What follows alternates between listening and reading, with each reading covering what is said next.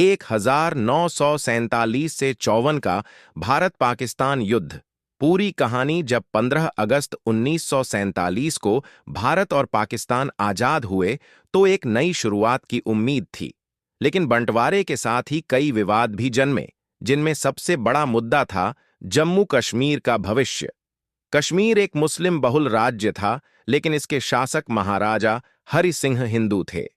उन्होंने तय किया था कि वे कुछ समय तक स्वतंत्र रहेंगे, न भारत में मिलेंगे न पाकिस्तान में। पाकिस्तान की घुसपैठ की योजना पाकिस्तान के नेताओं की नीयत शुरू से ही साफ नहीं थी। उन्हें लगता था कि कश्मीर स्वाभाविक रूप से पाकिस्तान का हिस्सा होना चाहिए, क्योंकि वहां मुस्लिम बहुसंख्यक आबादी थी।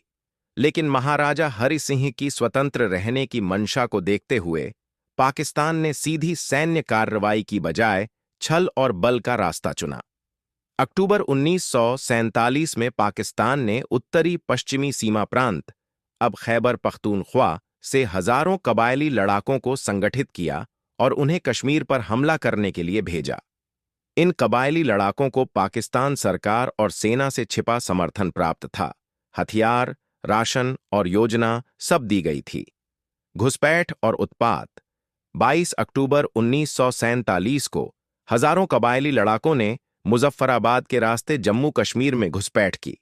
रास्ते में उन्होंने जबरदस्त लूटपाट, आगजनी, हत्या और बलात्कार किए। बारामुल्ला जैसे शहर बर्बाद हो गए। महिलाओं और बच्चों पर अत्याचार हुए और स्थानीय लोग भयभीत होकर जान बचाने के लिए इधर-उधर भागने लगे। यह घुसपैठ इतनी भयंकर थी कि जम्मू कश्मीर की राजधानी श्रीनगर पर भी खतरा मंडराने लगा। महाराजा हरि सिंह को समझ आ गया कि बिना भारत की मदद के वह अपने राज्य को नहीं बचा पाएंगे। कश्मीर का भारत में विलय 25 अक्टूबर 1947 को महाराजा हरि सिंह ने भारत सरकार से सैनिक मदद मांगी। भारत सरकार ने शर्त रखी कि जब तक कश्मीर भारत में विधिवत विलय नहीं करता, वह सैन्य मदद नहीं कर सकती। इसलिए 26 अक्टूबर 1947 को विलय पत्र, इंस्ट्रूमेंट ऑफ एक्सेशन, पर हस्ताक्षर किए गए और जम्मू कश्मीर आधिकारिक रूप से भारत का हिस्सा बन गया। 27 अक्टूबर 1947 को भारत ने फौरन सैनिक भेजे। भारतीय वायुसेना के जहाजों ने दिल्ली से श्रीनगर हवाई अड्डे तक सैनिकों को पहुंचाया। यह एक ऐतिहासिक मोड़ था। भारतीय सेना ने श्रीनगर एयरपोर्ट को सुरक्षित रखा, जो बाद में युद्ध के पूरे घटनाक्रम में एक बेहद महत्वपूर्ण भूमिका निभाने वाला स्थान बना। युद्ध का फैलाव युद्ध धीरे धीरे जम्मू कश्मीर के विभिन्न हिस्सों में फैल गया। भारतीय सेना ने श्रीनगर, बारामुल्ला, उरी और दूसरे इलाकों को बचाया। हालांकि लड़ाई बेहद कठिन थी, क्योंकि दुश्मन न सिर्फ कबायली थे, बल्कि उन्हें पाकिस्तान की सेना का भी गुप्त समर्थन मिल रहा था। भारत ने पेशावर से आने वाली आपूर्ति लाइनों को भी काटने की कोशिश की।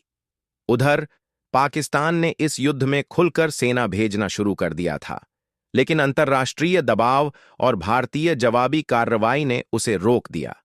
युद्ध विराम और स्थायी विवाद 1948 के मध्य तक युद्ध गहन हो गया था। भारत ने संयुक्त राष्ट्र यूएनओ से मामले में हस्तक्षेप करने की अपील की।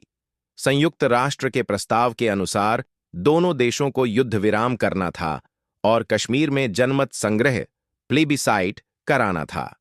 लेकिन जनमत संग्रह की शर्त थी कि पहले पाकिस्तान को अपने सभी सैनिक और कबायली लड़ाके कश्मीर से हटाने थे। पाकिस्तान ने कभी भी यह शर्त पूरी नहीं की। 1 जनवरी 1949 को एक युद्ध विराम, सीजफायर, लागू हुआ। इस युद्ध विराम के बाद एक सीजफायर लाइन, जिसे अब लाइन ऑफ कंट्रोल कहा जाता है, तय की गई, जिसमें जम्मू कश्मीर का लगभग 1/3 हिस्सा पाकिस्तान के कब्जे में चला गया, जिसे आज पाक अधिकृत कश्मीर, पीओके, कहते हैं। युद्ध के नतीजे जम्मू कश्मीर भारत का संवैधानिक हिस्सा बन गया। पाकिस्तान ने कश्मीर के एक हिस्से पर अवैध कब्जा कर लिया, जो आज भी विवाद का कारण है। भारत और पाकिस्तान के बीच स्थायी दुश्मनी और संघर्ष की नींव पड़ी। कश्मीर समस्या ने अंतर्राष्ट्रीय स्तर पर भी ध्यान आकर्षित किया। निष्कर्ष, पाकिस्तान के नेताओं की लालच और गलत नीयत ने 1947 में ही दोनों देशों के बीच खून खराबा करवा दिया। अगर पाकिस्तान ने घुसपैठ नहीं करवाई होती तो कश्मीर का मुद्दा शायद इतनी जटिलता में नहीं फंसता। इस पहले युद्ध ने भारत पाकिस्तान रिश्तों में ऐसी खाई पैदा कर दी जो आज तक भर नहीं पाई।